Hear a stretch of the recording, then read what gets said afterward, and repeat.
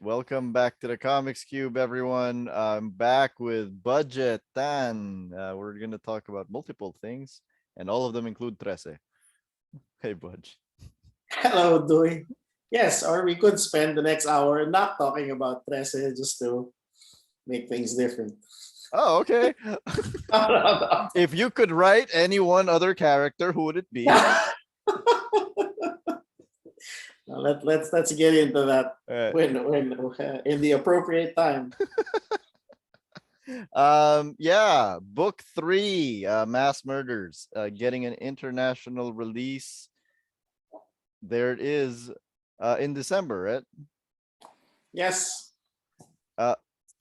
So what do you think about, what are the differences with book 3 internationally and the book 3 that I currently have? Yep, I think the biggest difference which we have done for all of the Ablaze editions is that we've added the journal pages from Lolo Trese, from Trese's grandfather. So at the end of each case, we have a journal entry explaining one or two of the creatures or gods or goddesses that came out in each case.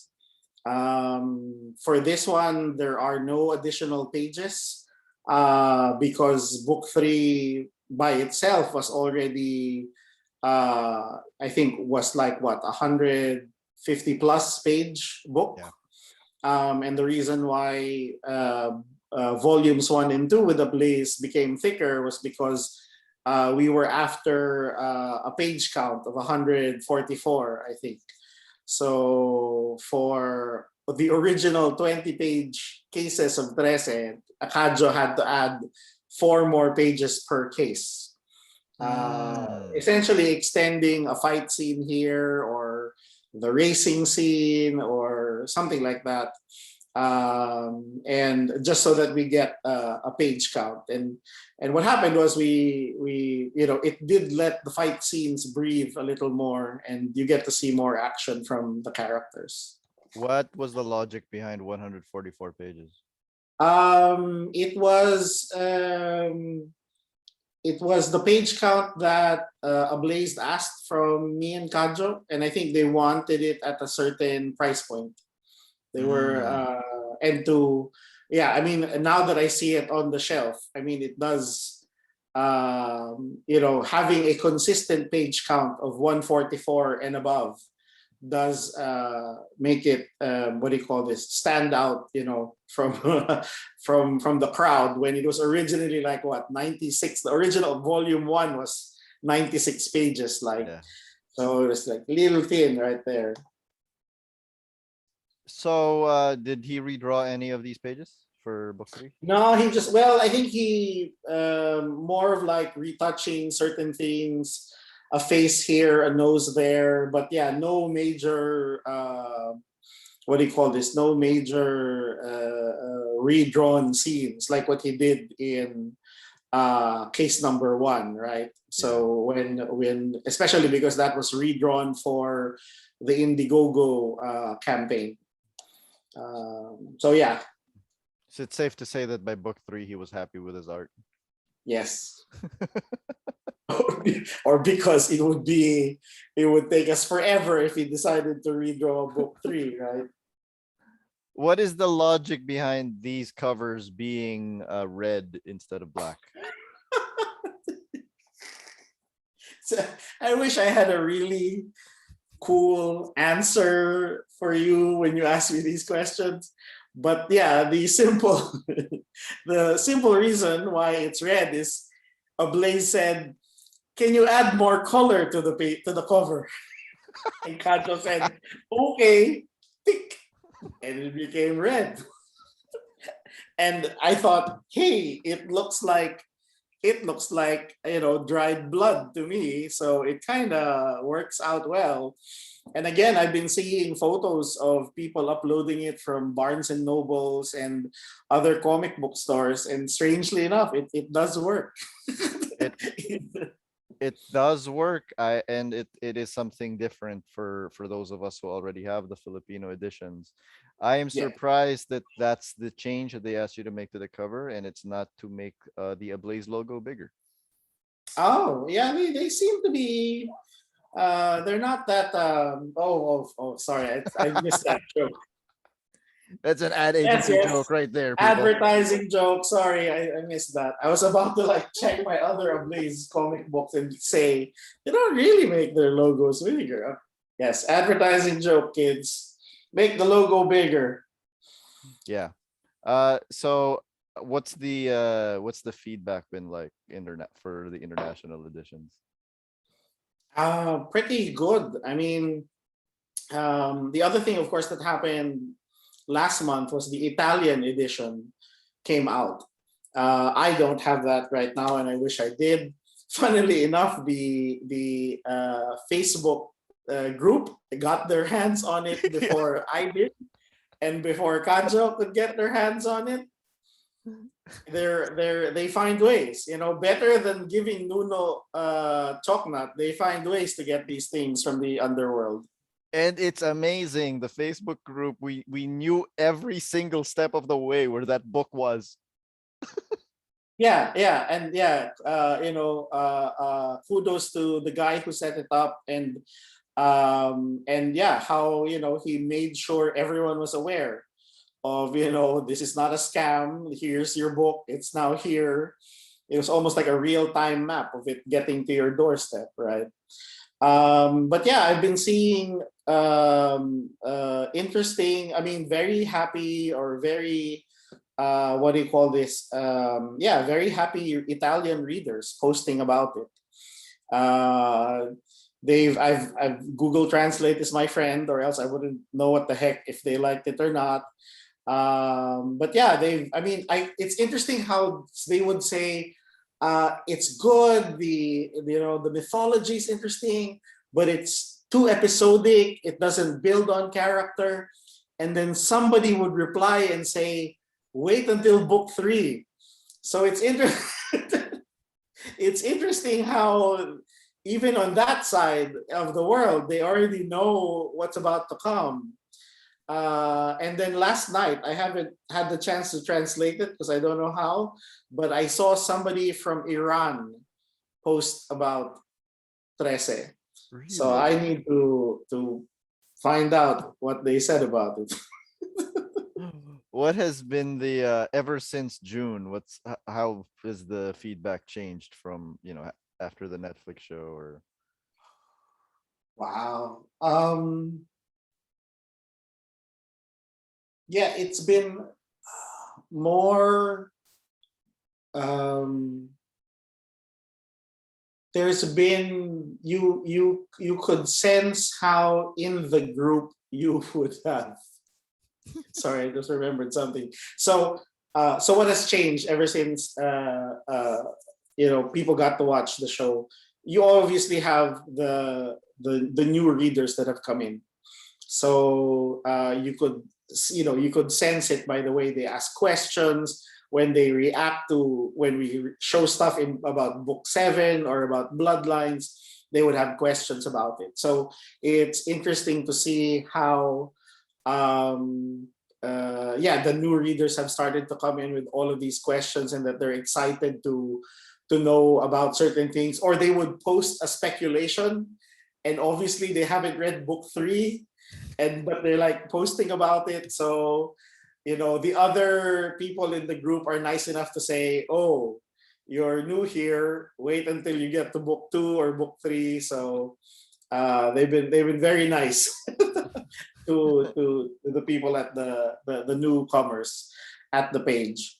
And the other exciting thing that I've started to see especially on Instagram, are cosplayers from different countries. yeah.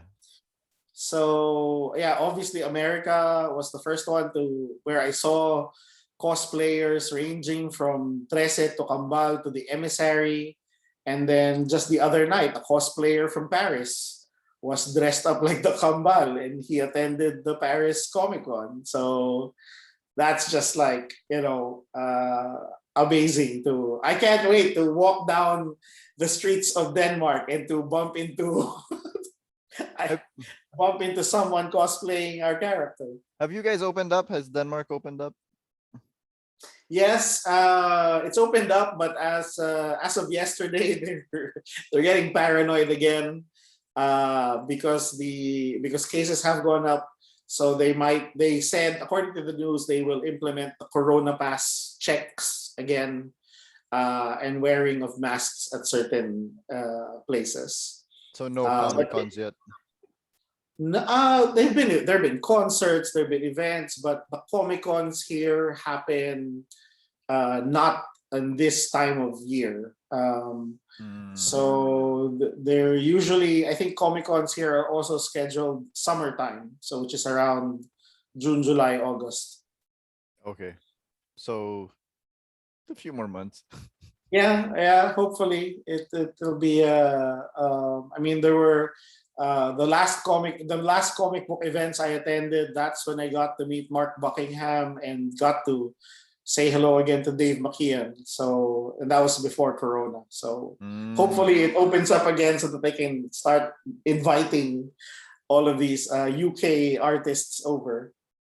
So book 3, Budge, for the international readers. Book 3 is kind of the turning point for everyone, I feel. Can you describe why it's such a pivotal book in your series? Book 3 is where we answer a lot of questions. It's where did the Kambal come from?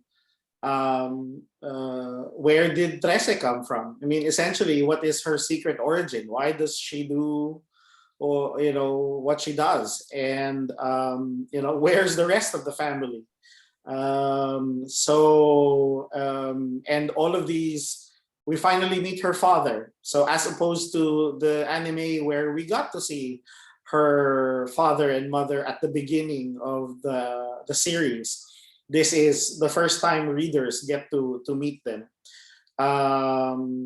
And yes, to viewers of the anime, this is where you meet Talagbusao, or this is the first time in the comic book the God of War comes out. So again, this was you could see how Jay and Tanya and the team really used book 3 as like a cornerstone of sorts to the first season of Trese. Now, creatively, as you were writing it, and I know I'm asking you to go back over 10 years, uh, did it feel like a turning point? I think we only felt it when the book was finally done and when it finally came out. And we started to, one of the interesting things that happened when we launched this book, and I think it was at the one and only Comic Con that was held at Mega Trade Hall, was the doors opened, we started selling the book in the morning. By lunchtime, I started to get text messages from people who read the book.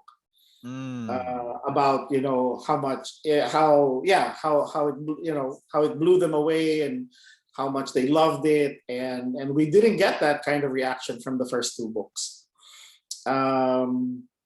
Book 3 was supposed to be the origin of the Kambal was supposed to be another 20-page case as far as I was concerned, and I started to write it as a 20-page case. Except the story didn't want to be a 20-page case. And then it suddenly bumped itself up to, the story said, I need 20 more pages. And I said, okay, maybe I need 20 more pages to tell the story. And then it asked for 20 more pages. And eventually it took over the whole book. So it started with, let's tell the story of the Kambal. And funnily enough, it ended up talking about the prophecy of the 6th child of the 6th child, and introducing you to the family of Trese. Talagbusao is a war god. I think maybe non-Filipinos, maybe even some Filipinos, might be confused when I say he's a war god. So can you explain that a little bit for the people? Yeah. So the inspiration for Talagbusaw came from a book called The Soul Book, which was edited and published by Hilda Cordero Fernando, who um, in her lifetime has been publishing and writing her own books about Filipino folklore and mythology. So the Soul Book is a compilation of different essays and articles from different sociologists and anthropologists. And the interesting thing that she did in the Soul Book was she compiled it in terms of uh, categorizing it in terms of the worlds. So she talked about Earth and all of the creatures and supernatural creatures that reside on the Earth. And then she talked about the creatures that came from the underworld as well as creatures that came from sky world. In between all of these essays, she would put what do you call these footnotes and sidebar articles. And in one of those articles, she talked about the gods of war. So it turns out in the different islands of the Philippines, they would have a different god of war. So it's not like in Rome or in Greece where there was just only one god of war or goddess of love, for that matter. So in the same page, there was a description for Talagbusaw, who is a god from Bukidnon. And then there is the god and goddess Darago and Darangan, who I think is from Bicol, or I might have mixed them up. But I'm pretty sure Talagbusaw was the one from Bukidnon.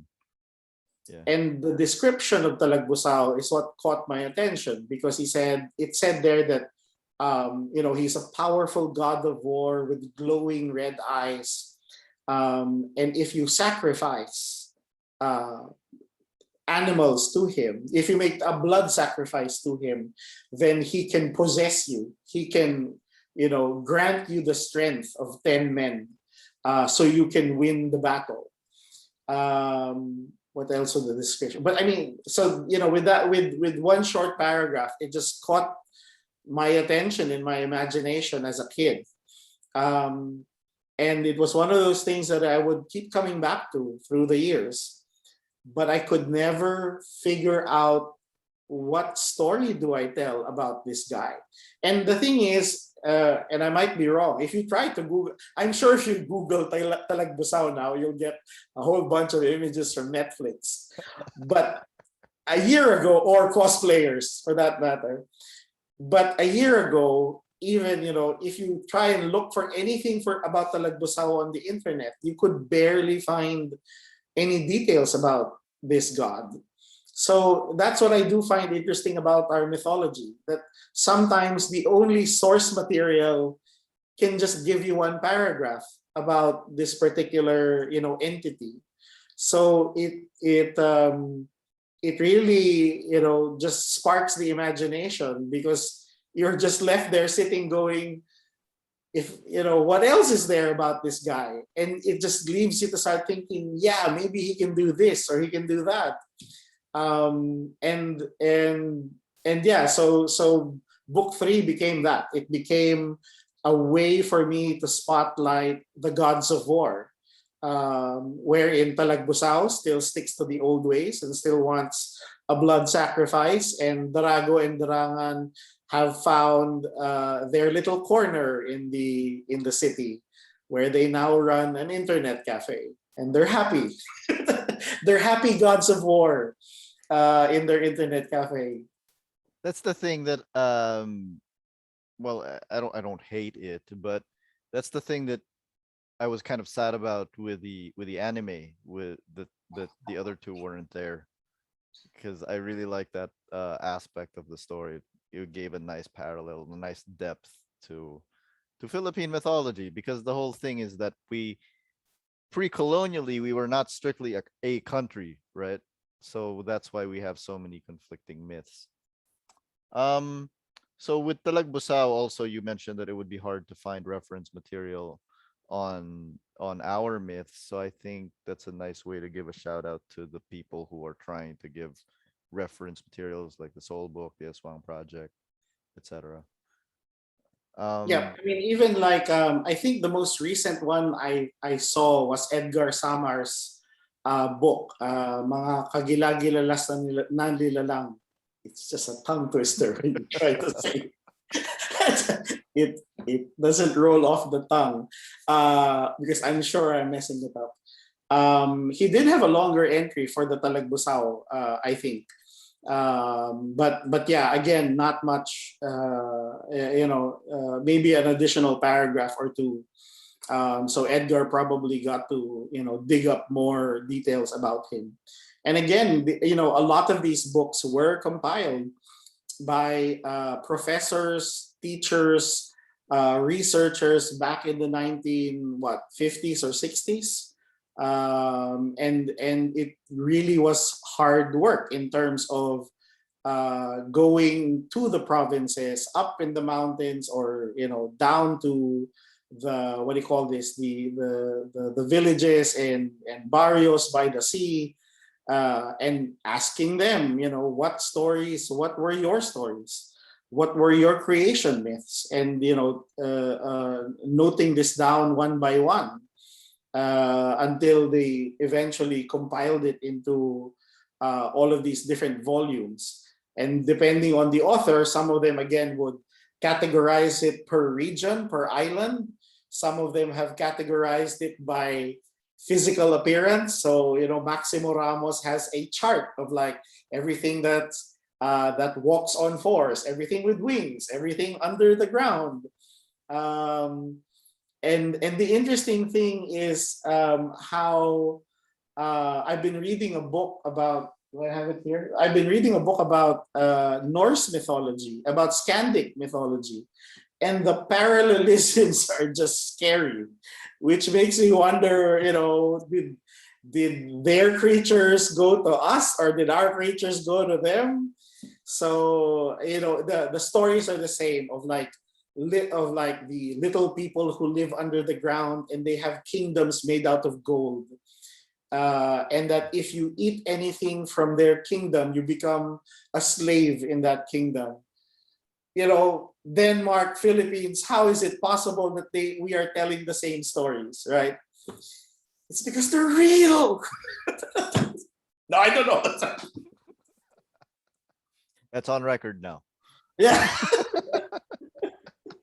Why do you think people love origin stories so much?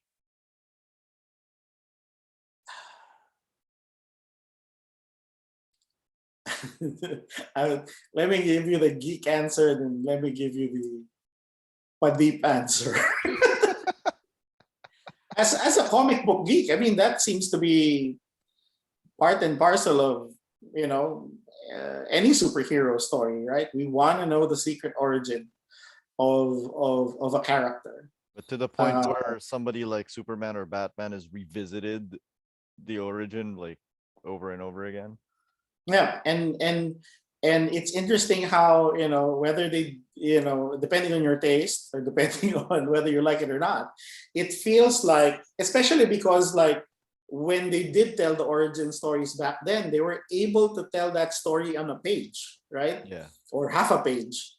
So what we're doing now, or what the authors are doing now, are they're like expanding those pages.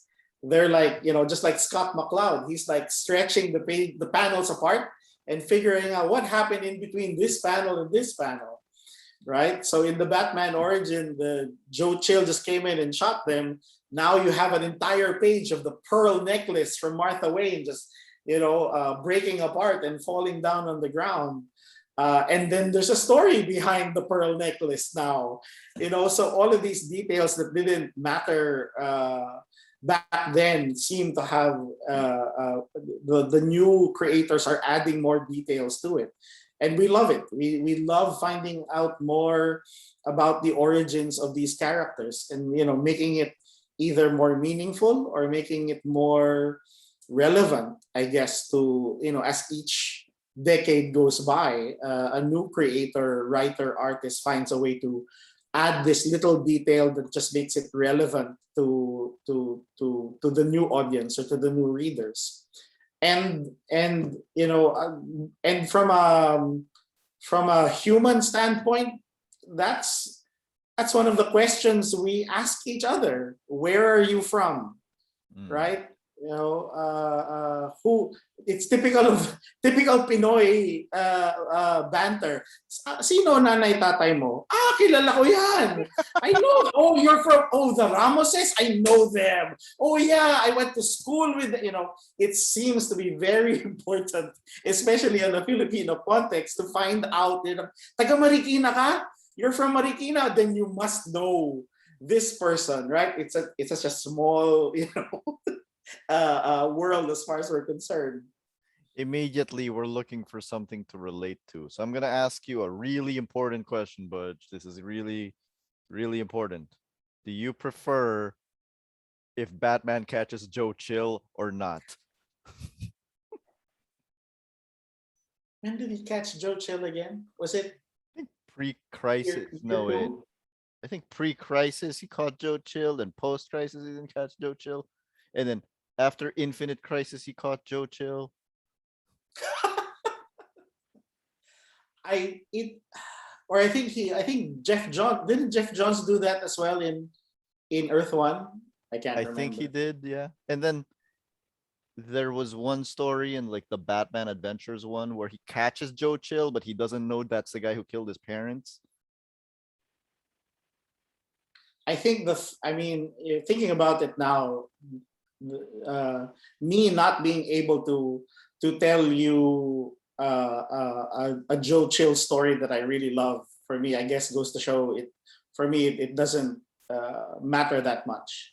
I think there were interesting attempts to try and give Batman that closure of finding Joe Chill, but he just goes on with his crusade.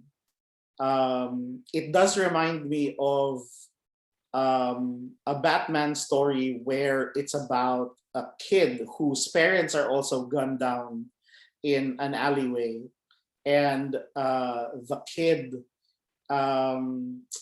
gets put in with Leslie Tompkins in her orphanage, and the kid just shuts himself off from everyone else and doesn't want to talk to anyone. But every night the kid draws the ski mask of the guy who shot his parents, and his room is just filled with drawings of the ski mask because he can't get it right.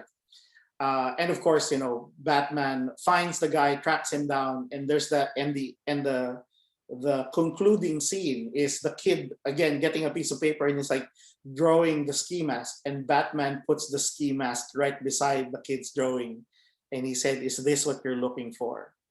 And he tells the kid something like, "I've caught him. You need to let go." You know, he was telling the kid, "You need to let go of being angry at this guy, and live a life and live your life. You know, live your life for your parents." So in a way, it's funny because it's something that Batman couldn't do. He couldn't let go of that night, right? Yeah. But he wanted this kid to live a good life, and that's what he did for the kid. So I mean, it goes to show that yeah, for me, him not, you know, catching up with Joe Chill is you know, not it's not that important in his mythos. There's that one line in Mask of the Phantasm where he says, "What will vengeance solve?" And I'm like, Batman, you clearly have not looked in a mirror. Let's get back to Trese. Yeah, let's get back to Trese. So, book 3, will it have a variant cover? Yes. This is the virgin cover for book 3. Nice. Who did that? Miguel. Is it Miguel Mercado? Yes, Miguel Mercado. I like his work a lot. And here's the other. Oh my God. Who did that? Manix. Ah, okay. So Manix has now drawn a 12 and a 13. I was like, that looks familiar, but I don't want to say it's Manix. So it was It's great. way more detail than I'm used to seeing from him. I know. It looks fantastic. So book 3, you guys have been doing these variant covers, right? Yeah. Okay. So the variant covers have looked really cool. Yes. Except what newer readers might not realize is that if they collect all of the regular covers, they all form a picture. Oh yeah, I think that's a good point. I think a lot of people have not realized that. Yes, indeed. Do I have enough here? Yes, I think I have. Do I have it? I have it. And I'm sure you can put together a better JPEG of this. I will. Oh yeah, am I doing this right? Yeah. No, it's like Other way. that. Right. So that's And 1 then and 2. connects to this one. Oh no, connects to this one. What am I holding up? There you go. That's it. There you go. Book 3. 2 and 3. Yeah. Yeah. So it There it all is. connects somehow. So yes, so if you have book 1, 2, and 3, you will have an interconnecting cover. And then yes, 4, 5, and it all connects to the other books. It all connects. So speaking of connecting, let's go to book 7, Shadow Witness. You are re-releasing book 7. No, wait, it's available now, right? Yes. Right. It's available now locally in the Philippines. Why did you choose to re-release book 7? For the simple reason that book 7 was the last book ever published by Visprint before it shut down.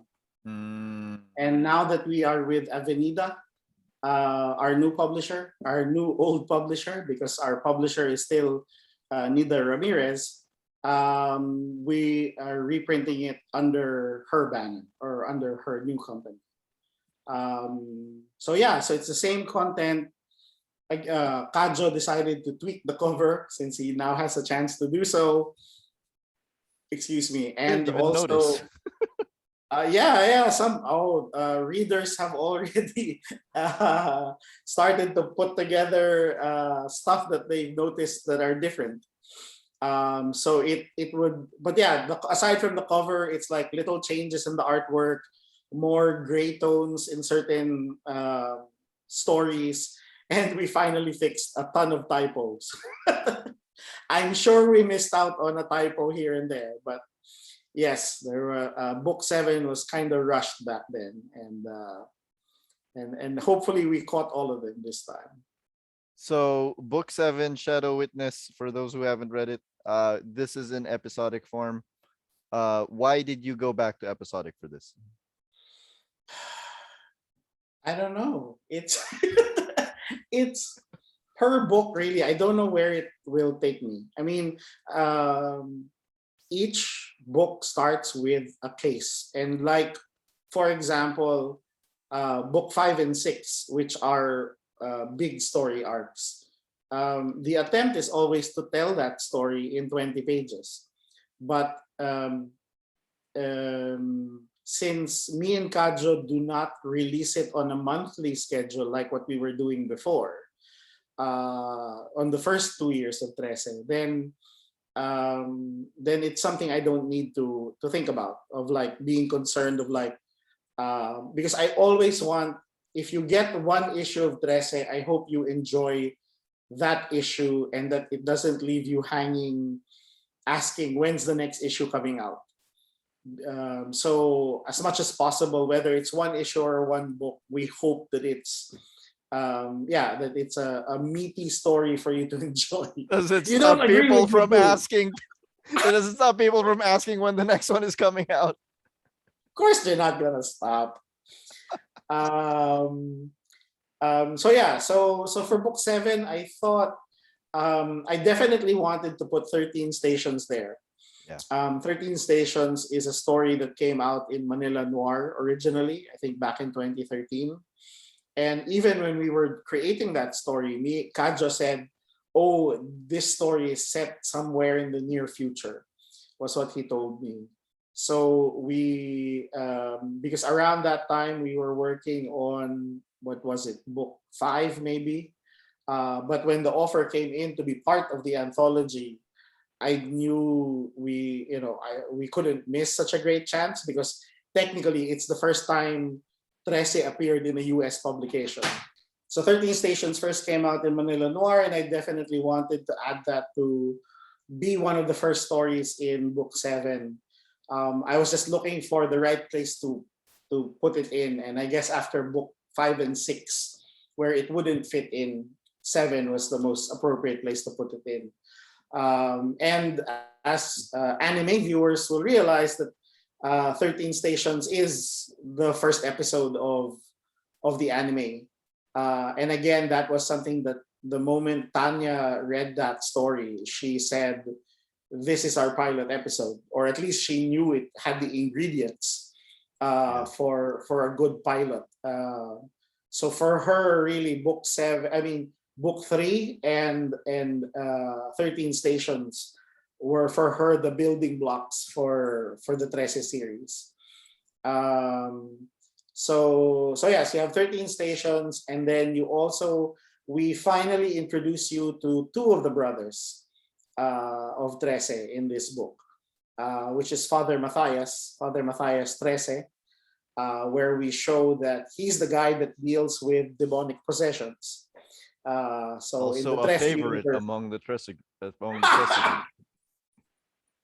someone's going to hell for that one.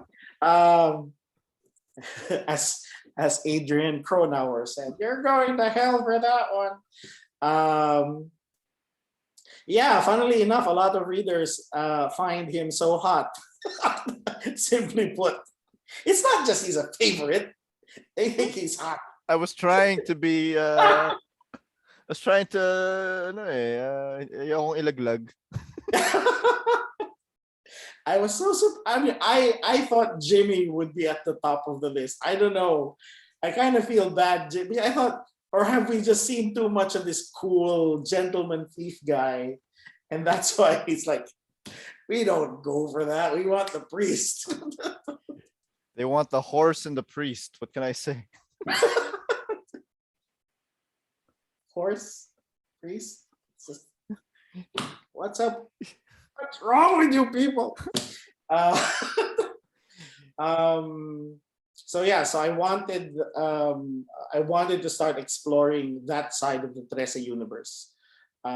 We've never tackled demons, at least in the from a Roman Catholic biblical standpoint. We've never explored that. And funnily enough, unintentionally, we showed an angel in the Jimmy Trese story. So Jimmy Trese is the youngest of the brothers, but still older than Trese, and he's the thief. So he's the what do you call this? Specializing in stealing magical artifacts around the world. So through Jimmy, I get to tell my Lupin the Third, James Bond type stories, where he's always at some international location, stealing some, doing some heist in that exotic locale. Do you ever get worried that all of these brother side characters might end up overshadowing Alexandra? It would be interesting. I would. I mean, the Kambal have already overshadowed her. But come on, the Kambal really like work as her sidekicks though. So Yeah. right. I not this early. I can't sense it yet. I mean, if ever, I think, and maybe because it's dictated by the number of stories that are out there. So, for example, because there are now 2 Verdugo stories out there, written and drawn by JB Tapia, you're starting to get a sense of like readers starting to gravitate towards him, or like show preference for him. He's still not number 1 in the survey. And if you think about it, Father Trese only came out in Bloodlines. He came out he came out in book 7, then he came out in that one alternate reality story in in Bloodlines, as well as his own, within the Treseverse storyline with David Hontiveros and Brian Balondo doing the storyline. So yeah, so there are 3 Father Trese stories out there. That seems to be enough for a fan base to start,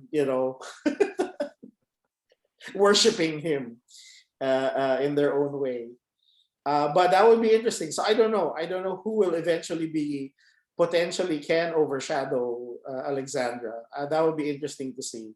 Well, it would be interesting to see if you build them up enough that you have a line of comics, Budge. Would you ever consider it? That's that is, you have revealed my secret plans. Oh no. No, that's the thinking behind Bloodlines. Okay.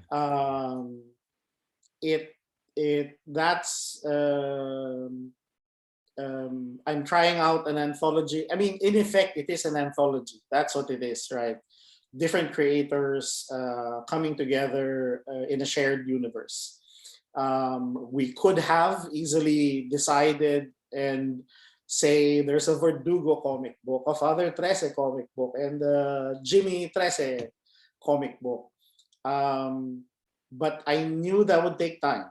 I knew we couldn't, knowing that everyone has day jobs and things like that, then it's something that we wouldn't be able to do on a regular basis. And again, my thinking is I want you to pick up this book and enjoy it and stop bugging me for the next book, right? But it leaves you open enough that there's a world out there where these characters can be explored by these characters. So ideally, if we do it right, if I get off my lazy ass and stop doing interviews with you. It's 1 hour of your day. Yeah.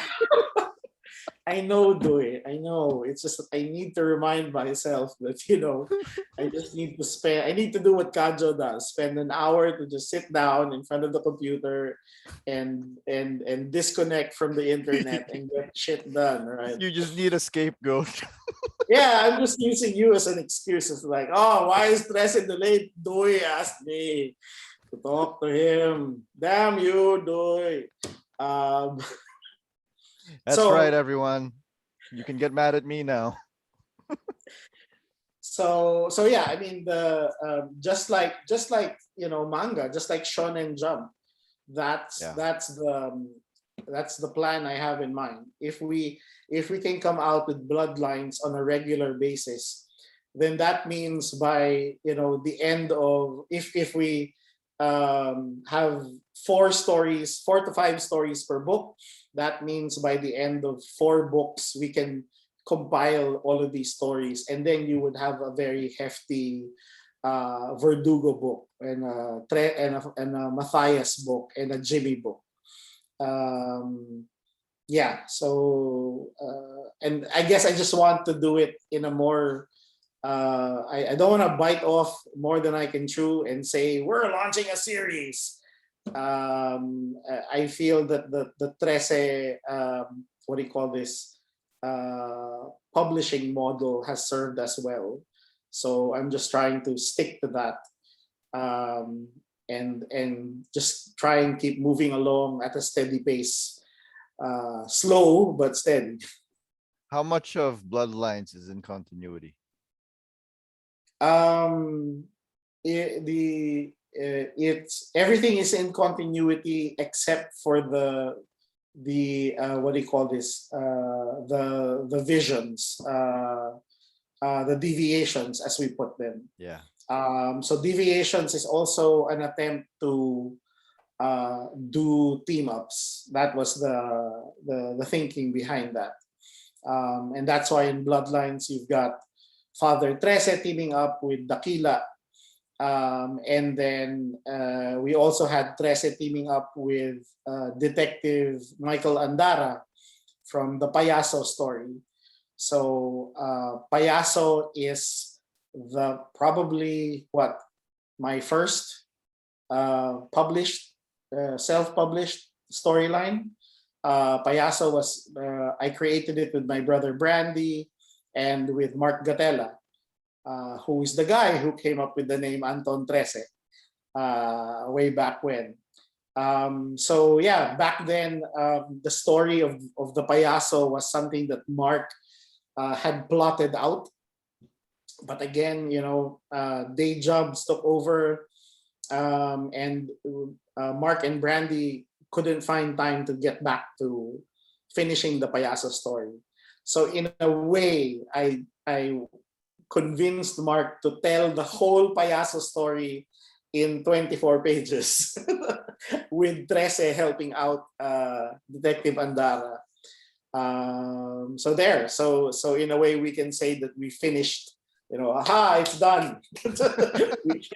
we can now move on to other stories. What else can readers expect from book 7? The last story there was actually is another Trese story called Table for Three. And that might have been the first Trese story I wrote on my first year here in Denmark. So I had just moved here and Comic-Con was coming up and Kajo said, let's make a new Trese story for Comic-Con. So I think that's when I did it, but it's essentially a Valentine's Day story. Yeah. It started out as a story for the Diabolical. So stories for the Diabolical is when I write prose stories set in the Trese universe, and more often than not, it revolves around something happening at the bar. So it started as a prose story, but when Kajo said, send me a script in time for Comic-Con, I found that script and then converted it into a comic book script. And eventually added that whole action sequence in the beginning.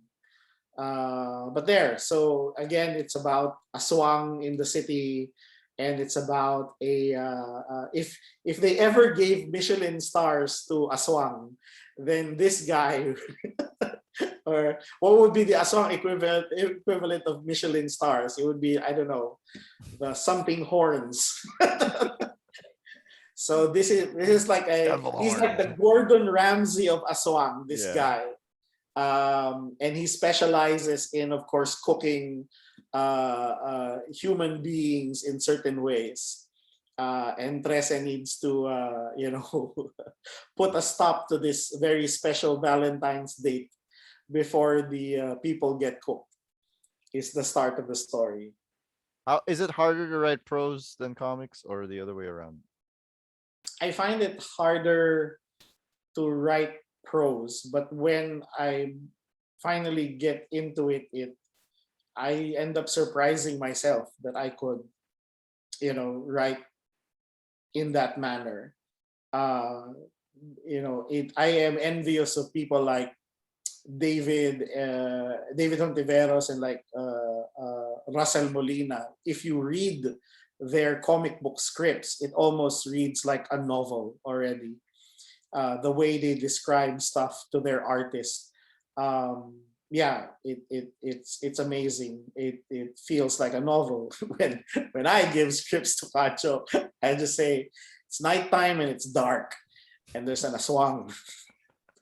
So I don't have to spend that much time to if it was a David script, he would tell you it's like there's a moon on the sky and there are dark clouds, and then you could see the grime on the buildings, and I would just say it's nighttime, there are buildings, and there's a moon in the sky. Well, I've heard that about Russell, and I've seen Dave's emails, so I can imagine. I can imagine. All right, so book 7 is out now. So the logical next question is, when is book 8 coming out, Budj? We are, if this interview ends early.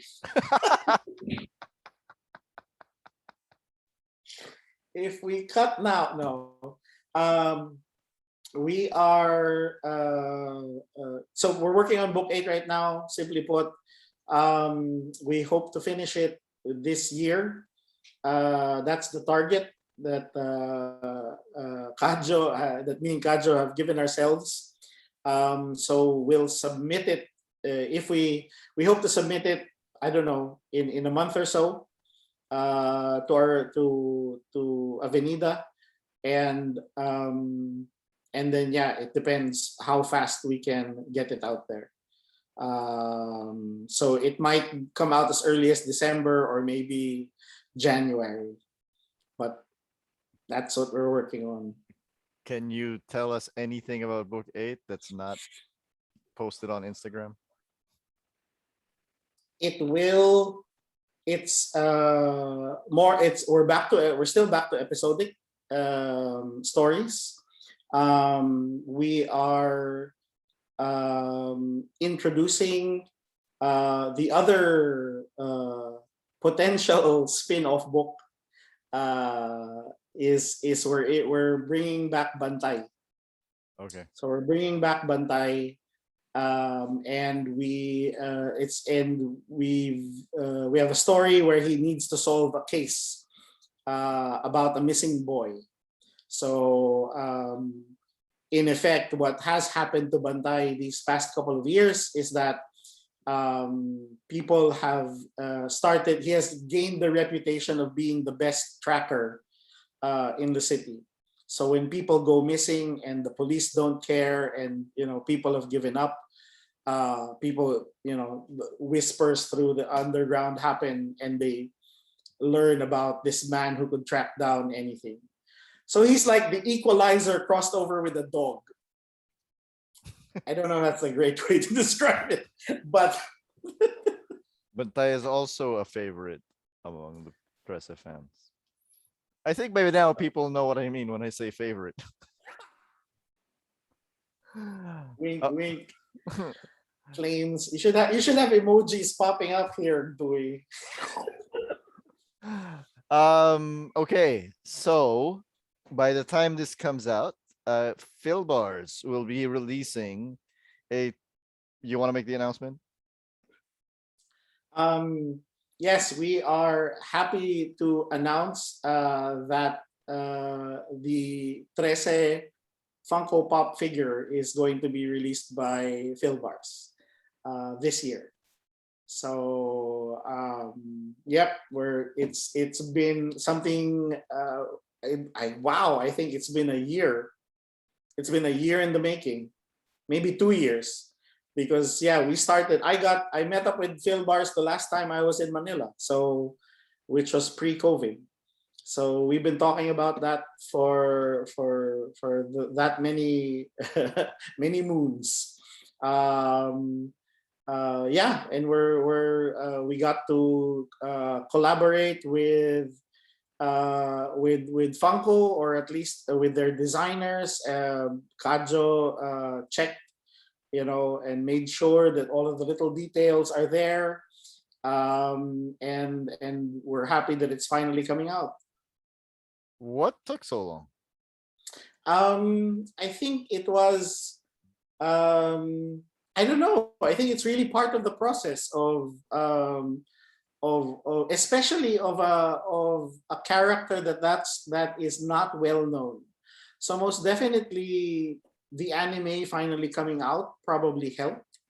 But as far back as even before the anime was ever announced, or maybe it was around the time the title was just announced and there were no images for the anime, talks had already started about the possibility of making one. So I guess I'm guessing they're producing a lot of pops. Funko produces a lot of stuff. So maybe now the timing was right as well. So yeah, it's and it was also a very the process of it was also not that it took a long time, but it was great that they would show us a design and then we could give our comments, and then they would redesign it and then we would see it revised. So at least there was very, at least the way it was also managed. It was, it felt like they listened to us and they were open to our suggestions to make the character look more like the character. The character from the comic, not the Yes. yeah. So the pipes on the coat are there. Yes. It's So yes, really the main difference. that's the only difference. That's the No, biggest, and then the hair. Of there's course. one more. I was gonna say the hair is less flexible in the comics. Yes. So what do you think about this whole Funko Pop phenomenon? Because I find it fascinating. It's like the stock market. I've I'm I'm amazed at how they have found ways to, what do you call this, come up with different versions of the Funko Pops, right, of their figures.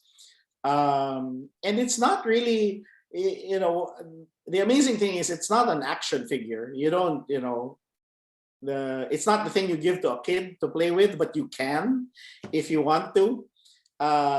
Definitely Seraph loves, playing with the Funko Pops when he gets it.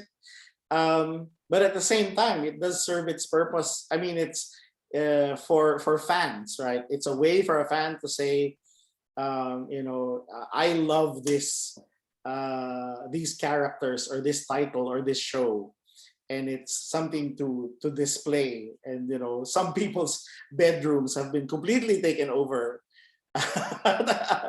And then they have, they have the standard sized Funko Pops, and now they're coming up with like what the 12-inch size dragons from Game of Thrones or things like that. And then the interesting thing they did, I think maybe a year or so ago, they started to create board games, which makes perfect sense because now you have your figure to go on a board game, right? So yeah, again, it's amazing how they have found a way for, it's an easy thing for a new fan to get into, and if you're a diehard fan, then you're just gonna collect the whole range, right? So I guess it's that it's the kind of fandom that's it's easy access is what it is, and they're so and remember they're the same, they were the way they produce things are so, what's the right word for it, it can be so hyper local that they Yeah. can make one for Pacquiao, they can make a Pacquiao one, and they know it will be, there's a fan base out there that they made one with they made an Aswang Funko Pop and the White Lady and the Shokoy, and they just made it, for this for the Pinoy market. So I think that's what it's also, it's very modular, I guess, in that sense, because I can't imagine like McFarlane Toys or like Hasbro suddenly coming out with those types of action figures, but somehow Funko Pop has that flexibility to what do you call this, produce stuff at the speed of culture, as the buzzwords go. Interesting. So can we expect more Funko Pops in the future? I hope so. I mean, it all depends, of course, on how the first one does, like anything else. So I hope that we get to that she sells well. What about action figures? Have you been talking to action Also figures? coming out, it should be arriving this month or by the time this comes out. We do have that project with Loose Collector Toys. So we had pre-orders for the Trese action figure. They're the same. It's a Filipino company, and the interesting about them is that they are also the same people who did the Darna action figure that came out a couple of Yeah. years ago, and they're also doing Lady Death and Vampirella. Okay. So I mean they're doing projects with those US comic book publishers as well. So it's great that in a way, yeah, to have Trese with Darna and Lady Death and Vampirella. I mean, it's an interesting lineup to be Yeah. part of. Yeah. So that's the other thing that's coming out before year end. Okay. And then finally, do you and I know you have no involvement in this, but you might know, uh, has there been talk about a season 2? I I think Squid Games took over everything Netflix related in the past couple of months. We're still waiting. We're still waiting. Please continue to offer Choknut to Nuno or to Netflix.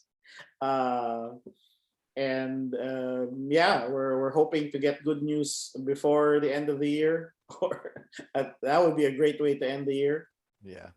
I think some people were like worried because it like quote unquote only trended for, was it for like 2 weeks, and I'm like, but there were only 6 episodes.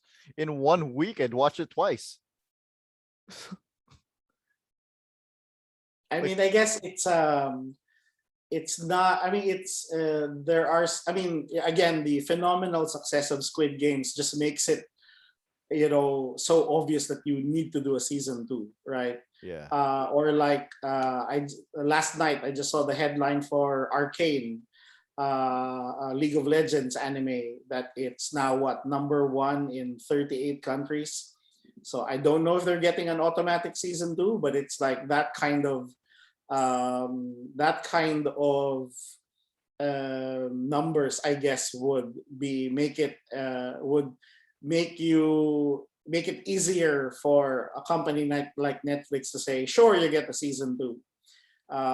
Was it Invincible that automatically got a season 2 or 3? I I'm think not so. sure, but Yeah. I read somewhere that, like, yeah, after the success of their season 1, I don't know if it was Invincible or The Boys, but it was like when they saw the numbers, it was just they were just said, okay, you get 2 and 3 off the bat. So yeah, I mean, and again, it's not a major indication, but it's like following people who hashtag Trese on Instagram. It's interesting to see how other countries have started to just discover it, right? Yeah. So there are some people who are just finding about it now. Again, it's a combination of the traction of the anime and then book 2 coming out. So I guess now that the more the books become available, it somehow feeds back to people watching the anime. No. This is anecdotal evidence. So it might not hold true for everyone. But I have some friends in the States who they said like it just never showed up on their suggested list, like, at all. So like I had to tell them, like, this is out. You guys gotta watch this. So without me saying that, like, it just never showed up on their Netflix interface. Yeah, yeah. So I mean, it's now great that, I mean, the to have seen all of those YouTube videos of reviews coming out from America. Whether it's the Pinoy community or the anime community, I think those have at least helped, yeah, gain, get more viewers into Trese. And one of the interesting things that Ablaze did, where's book 3? So what they did for book 3 is that at the back of the book they have a QR code which leads you to the trailer of the first episode. And finally, Budge, I just want to say today, happy birthday. Do you realize you are one day away from Neil Gaiman's birthday? Yeah. I keep joke. That was my running joke a long time ago. Of like, oh, it seems like I missed that part when the universe was like deciding to who would get to be the great comic book writer. I missed by a day or something. You know whose But yeah, birthday it is in 7 days? November 18th. Alan Moore. Alan Moore. Yeah, I'm in nice company. I just haven't, reached that part yet. And you've met them both. Yes, yes. But yeah, I just saw what Neil Gaiman was posting about the Ocean at the End of the Lane theatrical Yeah. version doing pretty well. What he's now doing Sandman with Netflix. They're doing Good Omens too. So it's also great to see how he's the sort of guy that never settled, right? And he's just trying to find a way to tell more stories in different forms, in different formats. Which it's I can't help but think about all of my other favorite comic book writers who like stayed too long, and you keep going back to their greatest hits. Yeah.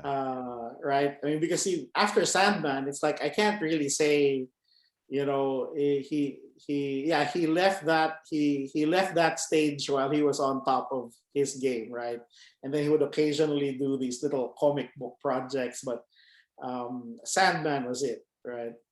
So I recently reread what do you call this?